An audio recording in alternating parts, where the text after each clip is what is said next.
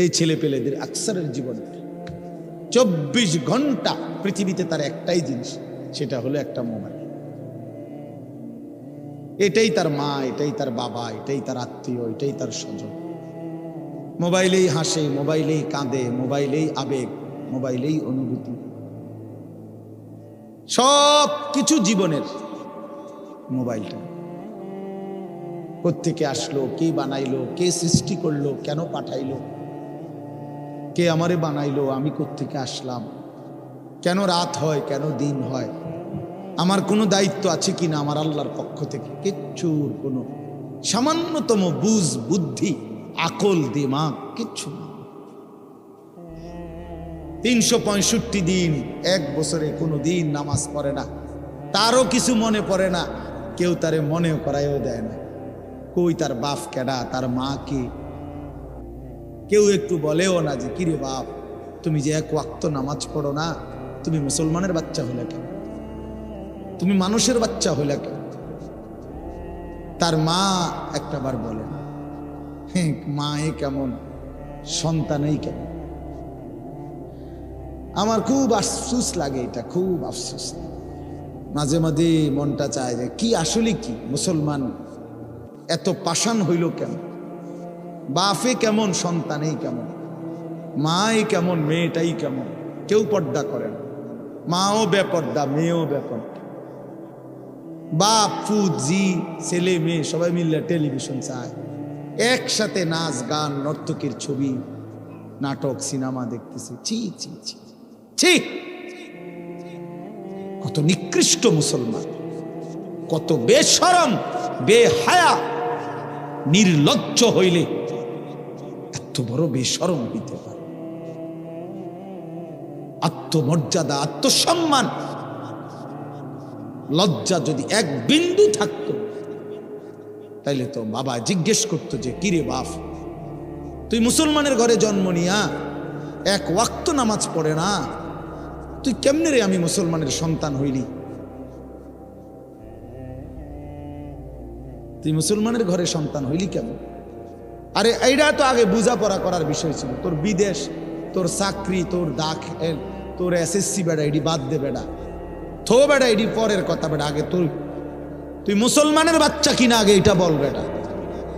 তোর নামাজের বোঝাপড়া কর আগে বেটা।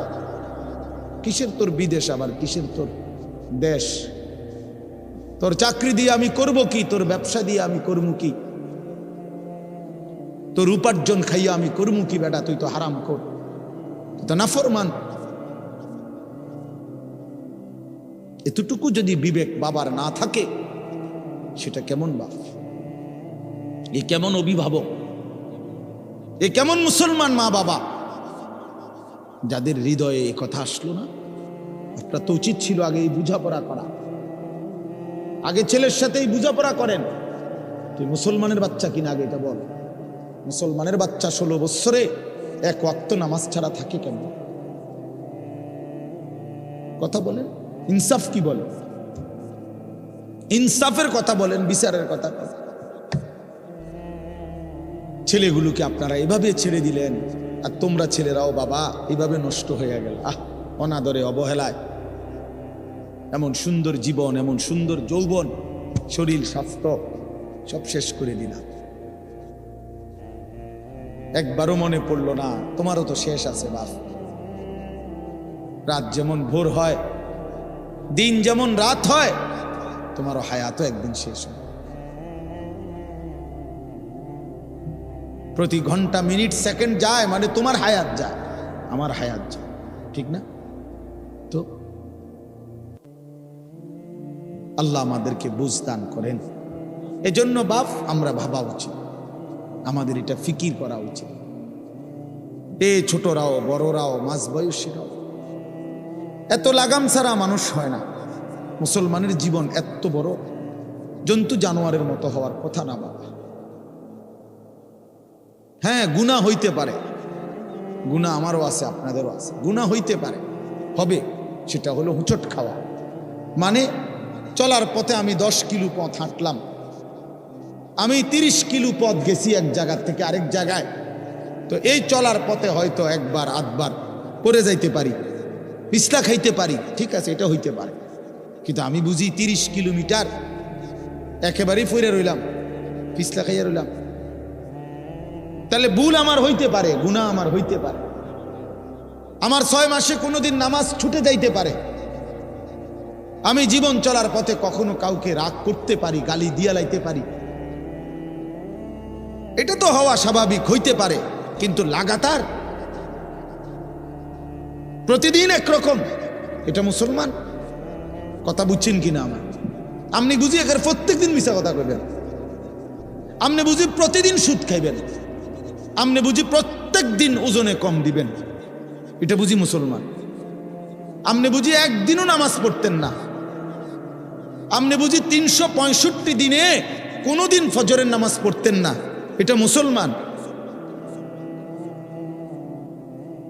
তো এটা তো হুচট খাওয়া না, এটা তো গাদ্দারি, এটা তো ইচ্ছা করে ঠান্ডা মাথায় ধীরে সুস্থে ভেবে চিনতে আল্লাহর সাথে গাদ্দারি করতেছে, আল্লাহরে বুড়া আঙ্গুল দেখাইতেছে যে দেখো কইলা কেন সেজদা দিতাম না, চাই কিতা করতাম, আল্লাহ ভুলবে, অসুবিধা নাই বান্দা, বাতে না খাও, আর তো বেশি কিছু না, দুগা খানাই তো খাও, আর গুম যাও, খানা তো কুত্তাও খায়, তবে মনে রাখো কবরে আইসো একটা লাথি দেওয়া মু ফেরেস্তারে দিয়া, একটা লাথি, এক লাথিতে বুঝবা আমার নাফরমানির শাস্তি কি।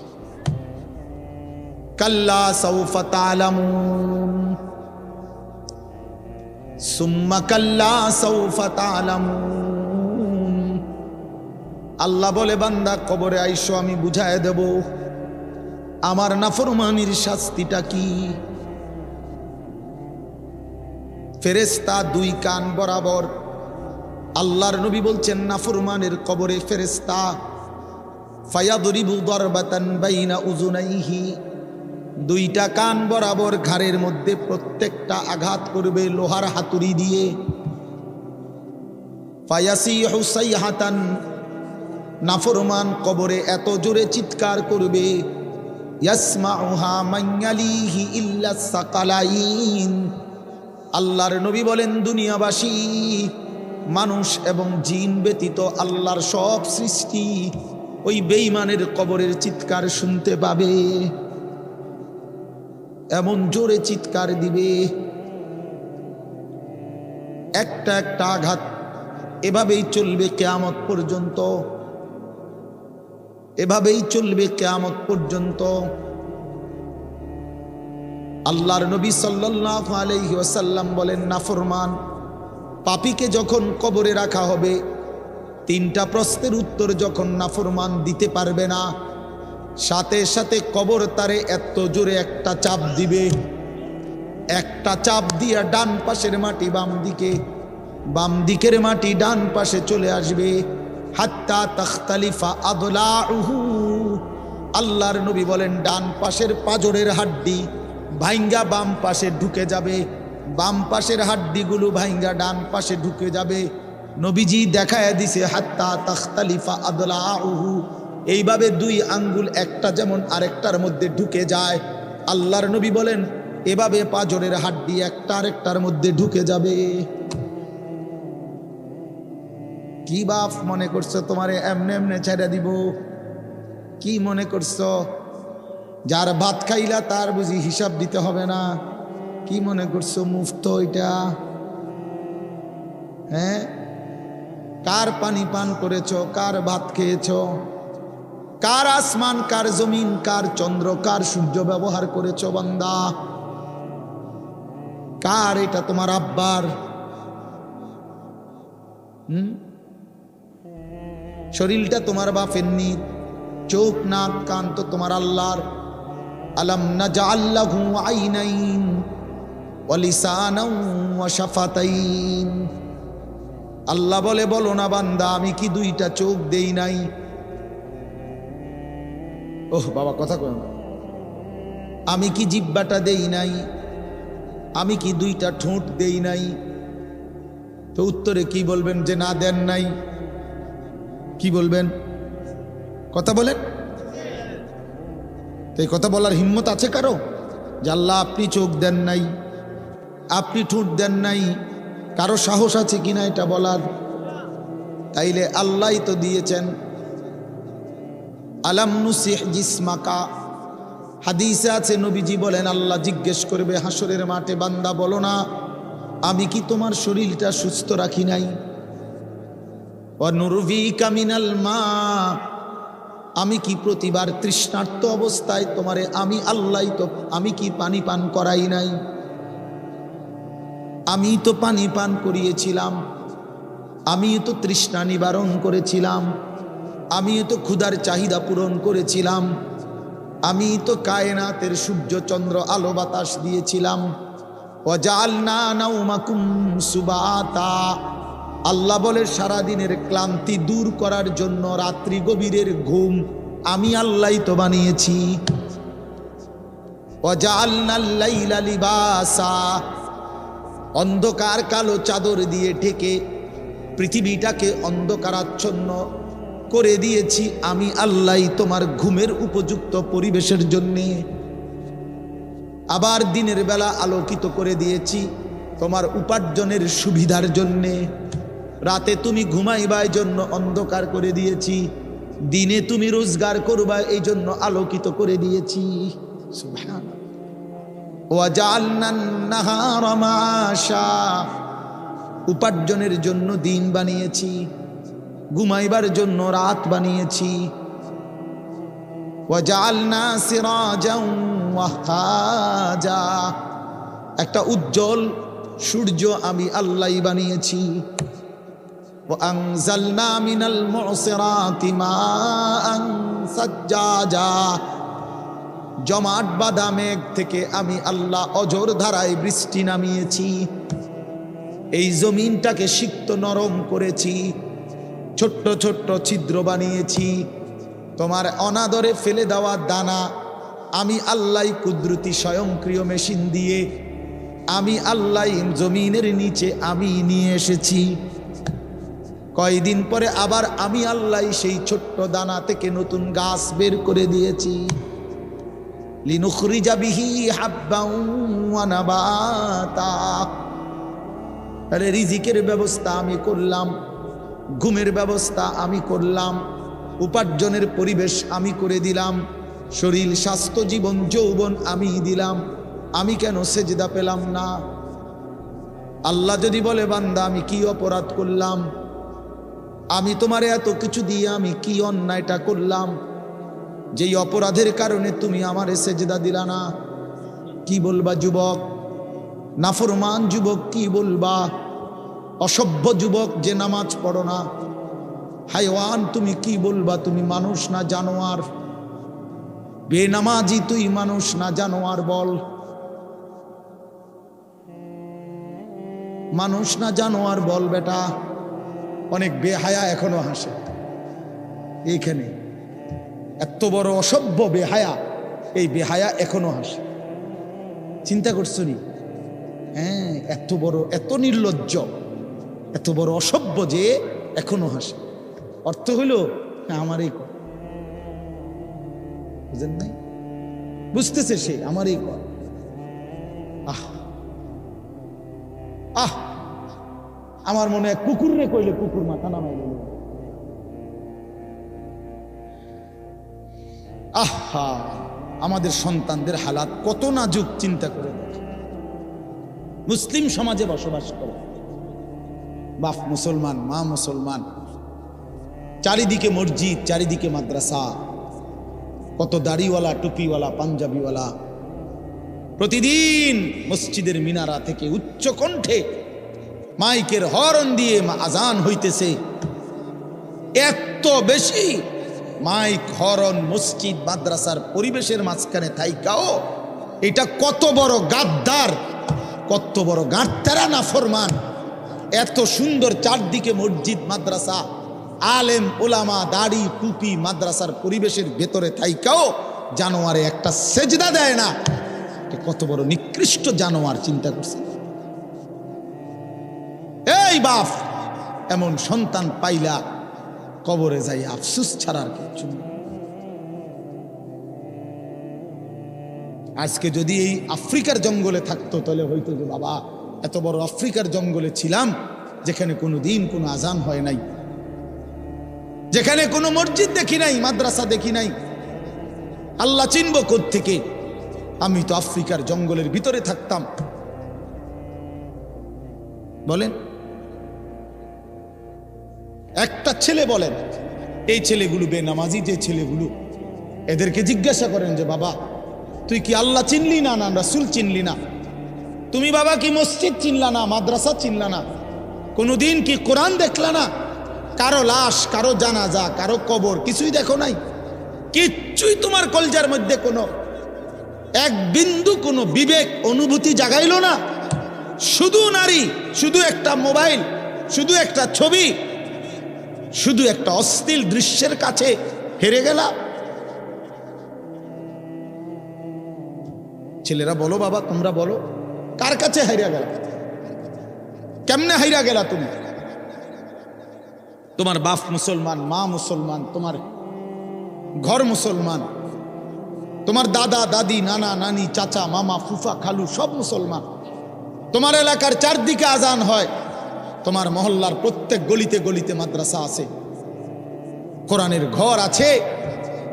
তোমারই কোনো না কোনো চাচাতো ভাই, মামাতো ভাই, ফুফাতো ভাই, আত্মীয় কেউ না কেউ হাফেজে কোরআন আছে, আছে না? তালেবে ইলম আছে, মাদ্রাসায় পড়ুয়া আছে। এত কিছু দেখার পরেও যার কলিজায় এক ওয়াক্ত নামাজ পড়তে মন চায় না, তার দিল পাথরের চাইতে শক্ত, তার দিল জন্তু জানোয়ারের দিলের চাইতে নিকৃষ্ট। কারণ এ বড় শক্ত হারামি, মনে রাখি। সে কিছুই মনে করে না আল্লাহকে, কিছুই মনে। এত মসজিদ মাদ্রাসা, এত নামাজ রোজার এত চিহ্ন দেখাও আমি কিছুই বিশ্বাস করি না। আমি বিশ্বাস করি আমার জীবন হলো মোবাইল, আমার জীবন হলো নারী, আমার জীবনের অর্থ হলো ছবি, আমার জিন্দিগির মাকসাদ হলো উলঙ্গ ছবি দেখা, নর্তকী দেখা, জিনা ব্যভিচারের দৃশ্য দেখা, মদের আড্ডা, জুয়ার আড্ডা, নারীর আড্ডা, কোনো অশ্লীল মেয়ের পিছনে জীবনটা শেষ করে দেওয়া, খালাস। আমি বুঝছি এটাই জীবন। কিসের মসজিদ, কিসের মাদ্রাসা, কিসের আল্লাহ, কিসের রাসূল, আমি এগুলা বুঝি না। এতটা উল্টে গেল কেন? এত বড় লানত হলো কেন? বলেন বাবা। অতএব আপনাদের কাছে অনুরোধ করলাম, আপনারা আপনাদের বিবেককে নিয়ে ভাবেন। তোমরা ছেলেরাও বাবা রাগ হইও না, বুঝতে শিখো বাবা। কে ফিরাবে তোমাদেরকে? কে ফিরাবে? কে ফিরাবে? কে ফিরাবে বাপ? তোমরা কি কোনোদিন মরবা না?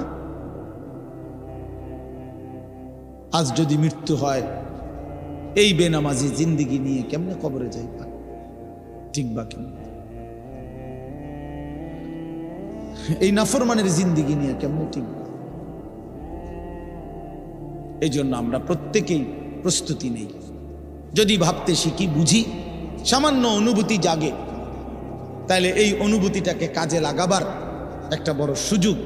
পিছনের গুনাহ মাফ করে নতুন করে নিজেকে আল্লাহর ইবাদত, ঈমান, আমলের দ্বারা সজ্জিত করার একটা শ্রেষ্ঠতম সিজন, মৌসুম আসতেছে, সেটা হলো মাহে রমজান। বড় বেশি সুযোগ আসতেছে। আল্লাহ যদি দয়া করে হায়াত দেয়, তো পিছনের সব গুনাহ মাফ করিয়ে নতুন সাজে নিজেকে সজ্জিত করার, আখিরাতের রঙে রঙিন করার, জান্নাতের রঙে নিজেকে গড়ে তোলার এক শ্রেষ্ঠতম মাস মাহে রমজান। রমজান মানে অন্য কিছু, রমজান মানে ভিন্ন কিছু। রমজান মাসে মানে নিজেকে বদলানোর মাস, রমজান মানে নিজেকে পরিবর্তনের মাস, রমজান মানে নিজেকে আখিরাতের রঙে রঙিন করার মাস, রমজান মানে আল্লাহ তাআলার মহব্বতে, রাসূলুল্লাহ সাল্লাল্লাহু আলাইহি ওয়াসাল্লামের মহব্বতে ডুবে যাওয়ার মাস। এটা আমাদের সামনে। আল্লাহ আমাদের জন্য রমজানের হায়াত ভিক্ষা দান করেন।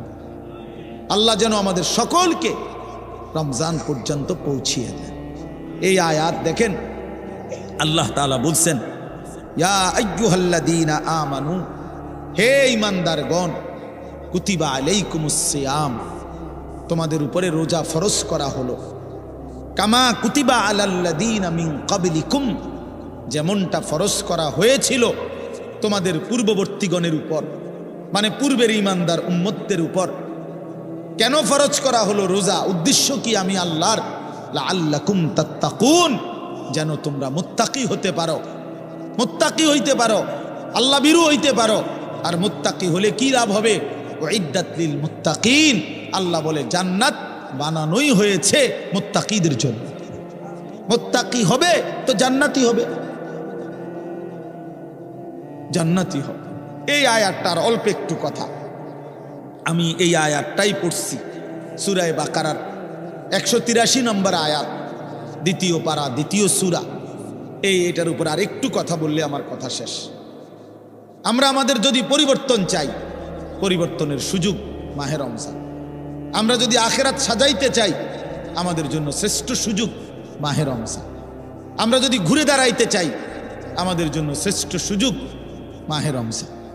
মাহে রমজান, আল্লাহ নাফরমানির এই জিন্দিগি আমি ছেড়ে দেব, আপনার রঙে রঙিন হব, তাইলে শ্রেষ্ঠতম সুযোগ মাহে রমজান।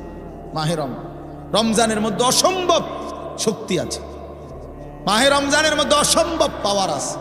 আল্লাহ বলছে রমজানে বান্দা আইসো আমার কাছে, রাত দিন 24 ঘন্টা আমি আল্লাহ জাহান্নাম থেকে মুক্তি দিতে থাকব। ওতাখাউ মিনান নার, জাহান্নাম থেকে মুক্তি দেব, সারা রাত মুক্তি দেব, সারা দিন মুক্তি দেব। রমজানের প্রতি ঘন্টা, প্রতি মিনিট, প্রতি সেকেন্ড হীরা মণি মুক্তা জহরতের চাইতেও কোটি গুণ বেশি দাম, কোটি গুণ বেশি দাম। আল্লাহ তাআলা সেই মহিমান্বিত রমজান আমাদের সামনে আনতেছেন। আর মাত্র 18-19 দিনও বাকি নাই। এই অল্প কয়টা দিন বাবা, আমাদের উচিত রমজানের জন্য অধীর আগ্রহে মহব্বতের সাথে আল্লাহর কাছে হায়াত ভিক্ষা চাওয়া, যে আল্লাহ এত কাছে আইনা মৃত্যু দিয়েন না, কবরে নিয়েন, আর কয়টা দিন হায়াত দেন, রমজান পর্যন্ত পৌঁছিয়ে দেন। আল্লাহুম্মা বারিক লানা ফি রাজাব ওয়া শাবান ওয়া বাল্লিগনা রমাদান। আল্লাহ তাআলা বলছেন ইয়া আইয়ুহাল্লাযীনা আমানু। দেখেন এই একটি আয়াতে আল্লাহ 4টা কথা বলছে।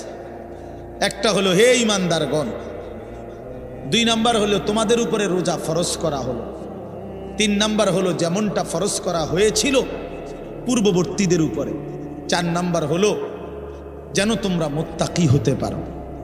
কয়টা কথা হলো? এই 4টা কথার আমি 4টা আলগা সংক্ষিপ্ত একটু ব্যাখ্যা বলি।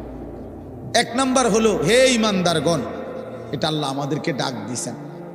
তাফসীরের মধ্যে আছে আদম আলাইহিস সালাম থেকে নিয়ে আমাদের নবী পর্যন্ত, ইতিপূর্বে আমাদের নবীর আগে যত নবী পৃথিবীতে আল্লাহ পাঠাইছেন, ওই নবীদের উপরে যারা ঈমান আনছিল, ওই নবীদের আমলে তাদের কাউকে কোনোদিন আল্লাহ তাআলা এই শব্দ দিয়ে হে ঈমানদারগণ ইয়া আইয়ুহাল্লাযীনা আমানু বলে ডাক দেন নাই। আগে সর্বপ্রথম আমাদের নবী, আখিরি নবী, আল্লাহর বন্ধু, আমাদের নবীর ভালোবাসায় আল্লাহ তাআলা বলছে বন্ধু, বিগত কোন নবীর ঈমানদার উম্মতকে আমি যেই শব্দে ডাকি নাই, এই প্রথম আপনার ভালোবাসায় আপনার ঈমানদার উম্মতকে আমি ইয়া আইয়ুহাল্লাযীনা আমানু এই নতুন শব্দে ডাক দিলাম। হে ঈমানদারগণ, হে ঈমানদার তোমরা আমার। তাফসীর ইবনে কাসিরের মধ্যে আছে যে ঈমানদার সে আল্লাহর বন্ধু, যে মুমিন সে কার বন্ধু? আল্লাহর বন্ধু। আল্লাহর বন্ধু, মুমিনের বন্ধু আল্লাহ, আল্লাহর বন্ধু মুমিন, আল্লাহর বন্ধু মুমিন। এই জন্য তাফসীরে লিখছে হে ঈমানদারগণ, এই কথার আরেকটা তর্জমা এটা, হে আমার বন্ধুগণ। আল্লাহ যেন ডাক দিয়া বলছে হে আমার বন্ধুগণ, তোমরা আমার বন্ধু, তোমরা আমার। আমি বানাইছি বহু জনেরে, তোমরা বানাইছি আমার জন্য, আমার জন্য। তোমরা আমার, তোমরা আমারে মেনে নিয়েছ, তোমরা আমার কালেমা পড়েছ, তোমরা আমার রসুলকে মেনে নিয়েছ, অতএব তোমরা আমার। তোমাদের কালেমা লা ইলাহা ইল্লাল্লাহ মুহাম্মাদুর রাসূলুল্লাহ এটা আমি গ্রহণ করলাম, গ্রহণ করে আমি নিলাম, এই জন্যই আমি তোমাদেরকে ডাক দিলাম। তুমি বলছো আমি এনে ভর্তি হমু, ওই যে আমারে মোহাম্মদে বলছে, তার ছোট ভাই হাফেজ মুশাররফ কয় আমার আজকে বললো যে হুজুর ভর্তি করামো আপনার মাদ্রাসায়, তো কি কোন সময় আমু ফরম নিয়ম কানুন কি? আমি এত কথা তোমার দরকার কি? হাতে ভর্তি হইব 60 তো। তার মানে আমি বলতে চাইছি, তারে কি বুঝাইলাম? তোমার এত নিয়ম কানুনের দরকার কি? আমি তারে নিলাম, খালাস, আমি ভর্তি নিলাম। তাইলে অর্থ হইল আল্লাহ তাআলা বলছেন, বান্দা তোমার কালেমা আমি নিলাম, তোমার ঈমান আমি নিলাম, এজন্য আমি তোমারে মুমিন বলে ডাক দিলাম। আল্লাহ কাউকে নিজের করে ডাক দেওয়া, খোদার কসম, এটা তার জীবনের সবচেয়ে বড় পাওয়া। যদি দিল থাকতো তাইলে আমরা বুঝতাম। এক এমপি সাহেব যদি কারো নাম নেয়, এক মন্ত্রী সাহেব কারো নাম নেয়, আর তারে যদি কেউ আইয়া কয় আজকে তো মন্ত্রী সাহেবের কাছে গেছিলাম আর উনি তোমার নাম নিছে, তোমার কথা ভালো কইছে, বাবা হেতে বেটা তো মানে ঠ্যাঙালগি দিয়ে আটতে লাগবে। হ্যাঁ, বাইতাইয়া ঘরে বেড়ে কথাবার্তা সাবধান কও, আগের মতো নাই। যেরুম মনে করছে এরুম না। কি কিছে মন্ত্রী সাহেব আজকেও আমার নাম লইছে, জিঙ্গাও, মানে সে এটাকে খুব গৌরবের মনে করবে। ঠিক কি না বলেন না কেন? সবার কাছে ঘুরে ঘুরে বলার চেষ্টা করবে, আমি কিন্তু মন্ত্রীর পরিচিত। হাদিসের মধ্যে আছে এক সাহাবী উবাই ইবনে কাব রাদিয়াল্লাহু তাআলা আনহু, সাহাবীদের মধ্যে নবীজির সবচেয়ে সুন্দর কোরআন শরীফ পড়তেন যিনি, ওনার নাম হলো উবাই ইবনে কাব। তো এই উনি নবীজি একদিন উনাকে বলছেন, এই সাহাবীকে, যে উবাই এদিকে আসো, তুমি আমারে কোরআন শরীফ পড়ে শোনাও, বুঝছেননি? তখন ওই সাহাবী একটু লজ্জিত হয়ে বলতেছি, ইয়া রাসূলুল্লাহ, আমি আপনার সামনে কোরআন পড়বো, অথচ কোরআন তো আমরা আপনার থেকেই শুনি, কোরআন আপনার উপরেই নাজিল হয়, আমি কোন সাহসে আপনার সামনে কোরআন পড়ি? তো নবীজি বললেন, শুনো, মহান আল্লাহ পাক রব্বুল আলামিন জিব্রাইল পাঠাইয়া তোমার নাম নিয়া বলছে তোমার কাছ থেকে আমি কোরআন শুনতে। এই আমরা স্পষ্ট হাদিসে পড়ছি, বিশ্বাস করেন। এই সাহাবী এটা শুইনা 3 বার জিজ্ঞাসা করছে নবীজিরে, আওয়াসাম্মানি আল্লাহ, ইয়া রাসূলুল্লাহ বললেন কি আমার আল্লাহ আমার নাম নিছে? আমার নাম? আরে কোন কি আপনি? নবীজি বলল, হ তোমার নামে তো নিছে। উনি আবার জিজ্ঞাসা করছে, ইয়া রাসূলুল্লাহ সত্যি বলছেন আমার নাম নিয়েছেন আল্লাহ? বলছে, হ তোমার নাম। আবার জিজ্ঞাসা করছেন, হাদিসের স্পষ্ট শব্দ আছে ফাবাকা। 3 বারের পরে এই সাহাবী খুশিতে আনন্দে চিৎকার করে কাঁদতে শুরু করছে আর বলতেছি, ইয়া রাসূলুল্লাহ, এক গোলামের কি পরিমাণ সৌভাগ্য, তার মুনিব তার নাম নিয়েছে। তা আমরা আমাদের কালেমার কি পরিমাণ সৌভাগ্য। আমরা একবার বলেছি কালেমা, আল্লাহ আমাদেরকে ডাক দিছে, ইয়া আইয়ুহাল্লাযীনা আমানু, হে আমার কালেমা ওয়ালারা, তোমরা আমার, তোমরা আমার, আমি তোমাদের ঈমান নিলাম, আমি তোমাদেরকে ডাক দিলাম। এক মুমিনের কি পরিমাণ খুশি হওয়া উচিত। আপনি শুনেন, 29 নম্বর পারায় একটা সূরা আছে, সূরায়ে মুরসালাত। এই যে এর আগে একটা সূরা আছে, সূরায়ে দাহর, কোরআনুল কারীমের 76 নম্বর সূরা, 2 পৃষ্ঠাওয়ালা ছোট সূরা। এই সূরাটার মধ্যে জান্নাতের বর্ণনা সবচেয়ে সুন্দর, মানে জান্নাতের বর্ণনা হৃদয় কারা এই সূরাতে আছে। এই সূরাটা যেদিন নবীজির উপরে নাজিল হয়েছে, সেদিন নবীজির সামনে একজন কালো রঙের সাহাবী বসা ছিলেন। ওয়া ইনদাহু রাজুলুন আসওয়াদ, কালো একজন রঙের সাহাবী বসা ছিল, উনি বসা ছিলেন।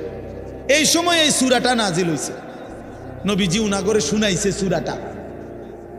তো এই সূরার মধ্যে জান্নাতের এমন হৃদয়গ্রাহী বর্ণনা। এই সাহাবীটা সামনে যিনি বসা কালো রঙের সহজ সরল সাহাবী, উনি এই সূরা এটা শুইনা জান্নাতের আশায় খুশিতে একটা চিৎকার দিছে, এক চিৎকারে হাদিসে আছে উনি ওইখানেই ইন্তেকাল করছে। এখানে তখন আল্লাহর নবী বলেন, ওয়াল্লাহি লাকাদ আখরাজা নাফসা সাহিবিকুমুশ শাউকু ইলাল জান্নাহ।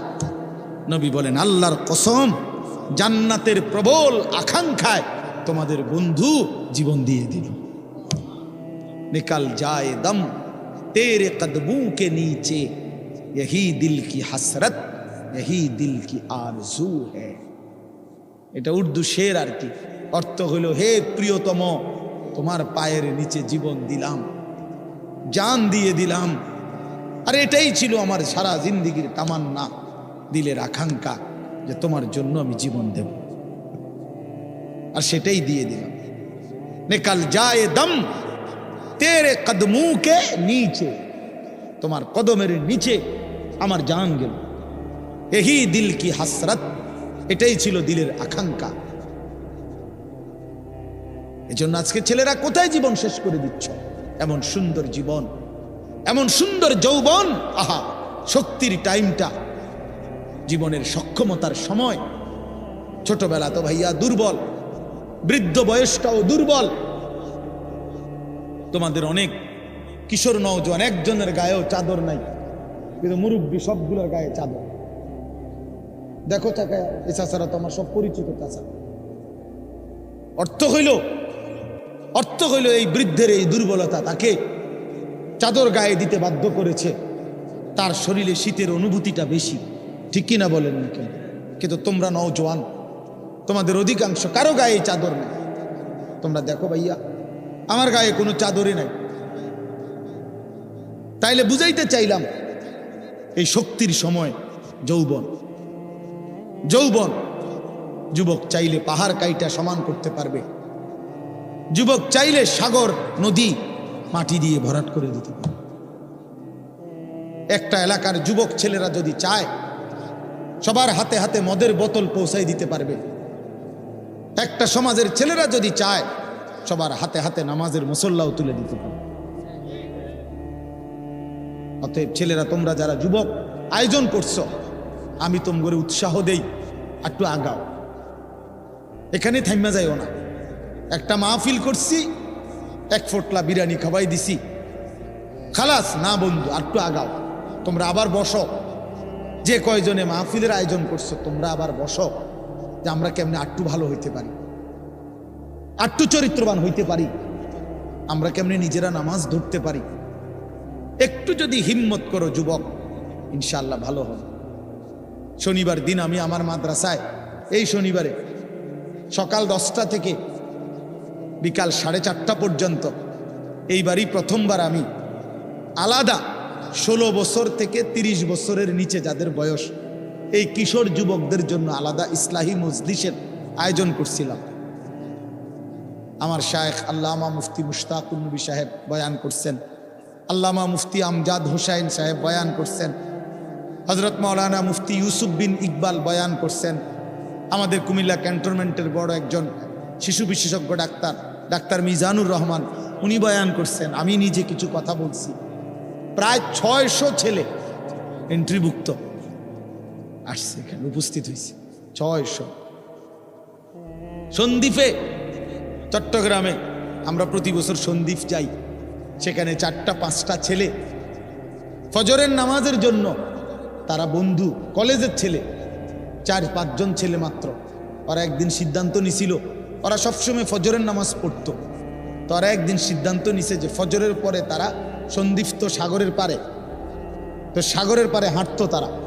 তো তারা একদিন সিদ্ধান্ত নিছিল, আজ থেকে 1 বছর আগে, যে আমরা সকালবেলা না হাইটা, চলো আমরা বন্ধুদেরকে ফজরের জন্য জাগাই, ফজরের ক্যাম্পেইন করি, ফজরের জন্য গণসংযোগ করি। এই 4-5 জন ছেলে উদ্যোগ নেওয়া শুরু করছে।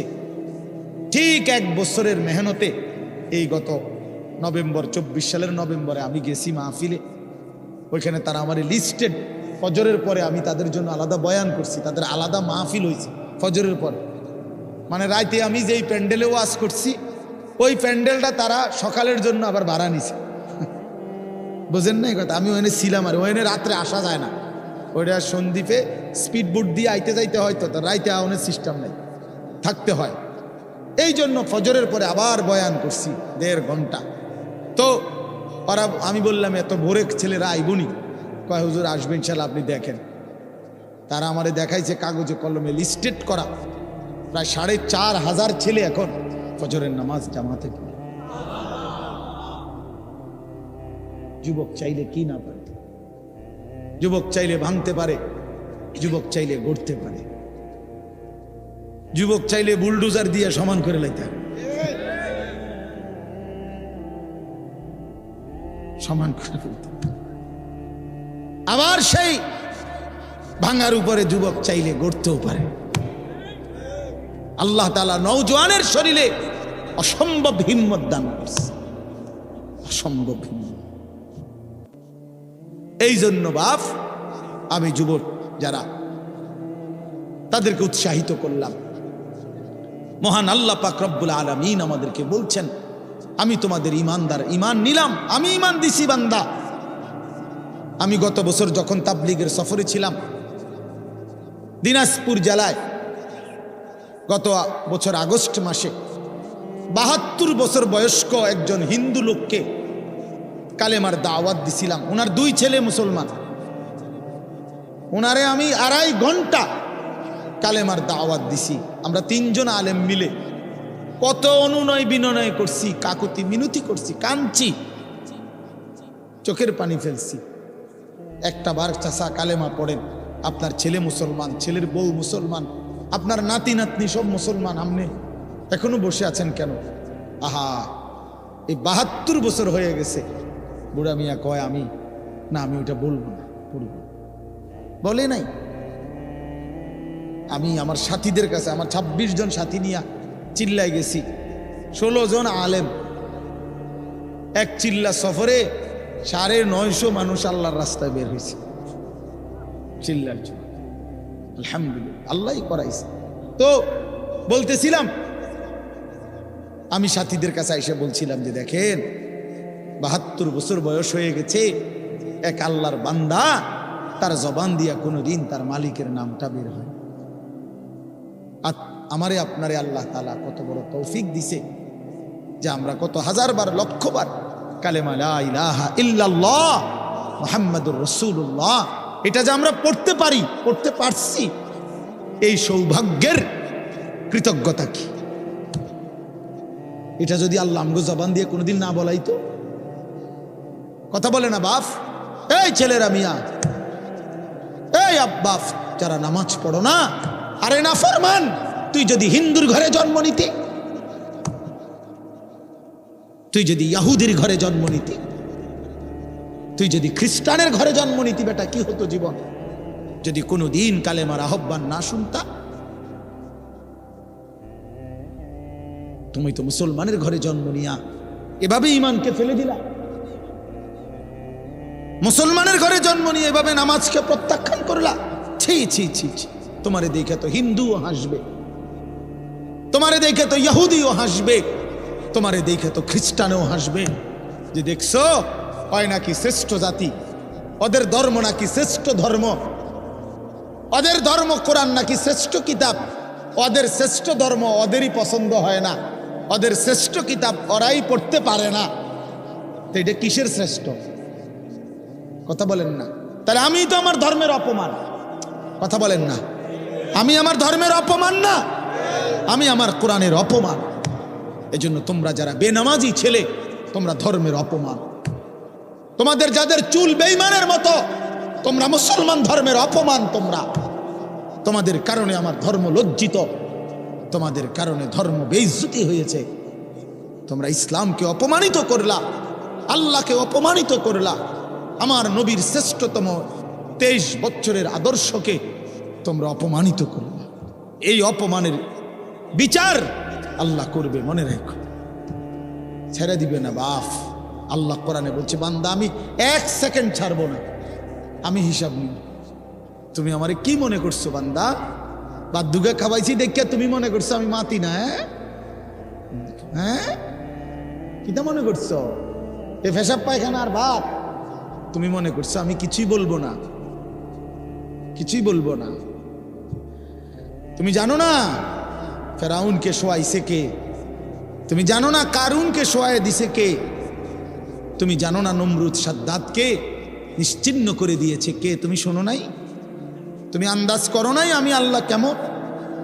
এই পৃথিবীর কত অবাধ্য জাতিকে আমি আল্লাহ ধ্বংস করে দিয়েছি, শোনো নাই?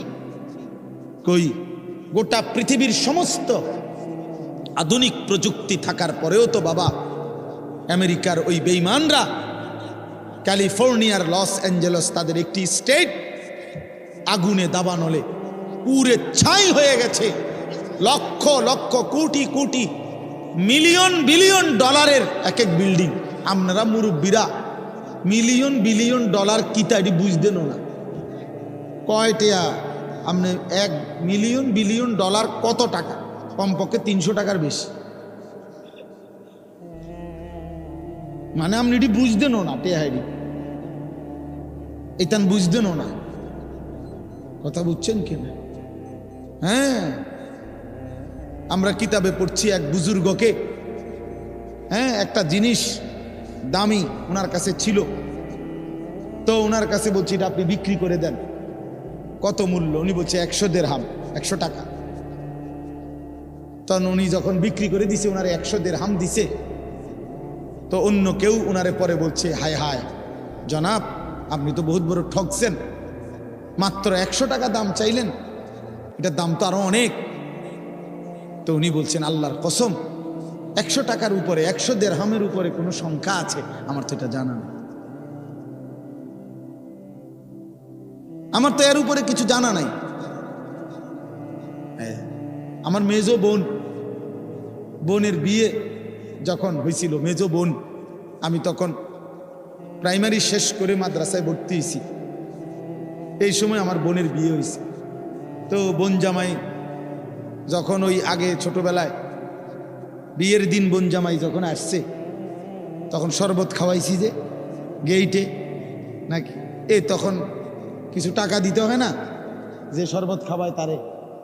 তো আমারে 100টা টাকা দিছে উনি প্রথম। তো এগুলা নাকি ওনার কাছে আরো টাকা ছিল, তো এগুলো ওই আরো একটু সাফাসাফি করলে আরো দেয়, আরো কিছু দেয়, না মানলে আরো দেয়, এমনি এমনি নিয়ম ছিল। আমার 100 টাকা দিছে, আর এটা দেখে আমি একটা দৌড়ে আইয়ালাইছি। আমার পুরো মনে আছে, একেবারে কসম, আমার পুরো এখনো মনে হইলো আর এই কথাটা। আমার একেবারে আমার ভাই, চাচাতো ভাইটাই বা অন্যরা এত দমকাইছে, বেউকুফ, 100 টাকা লইয়া দৌড় দিয়ে আইয়ালাইছ। আমি বলছি, আমি তো আসলে এর চাইতে বেশি টাকা জীবনে আর দেখি নাই। তো বলতে চাইলাম, হাজার হাজার কোটি কোটি মিলিয়ন ডলারের এই বাড়ি ভবন, এগুলো পৃথিবীর সর্বাধুনিক প্রযুক্তি দিয়ে, অত্যাধুনিক প্রযুক্তি থাকা সত্ত্বেও, আধুনিক সরঞ্জামাদি থাকার পরেও বাপ আল্লাহর দেওয়া আযাবে আগুনে যখন জ্বলছে, এই কয়দিন হইল কোনো বেঈমানে 1 সেকেন্ডের জন্য আগুন নিভাইতে পারে নাই। 14,000 ফায়ার সার্ভিস কর্মী একসাথে আপনার পানি দিছে, আরো বাড়ে, আগুন আরো বাড়ছে।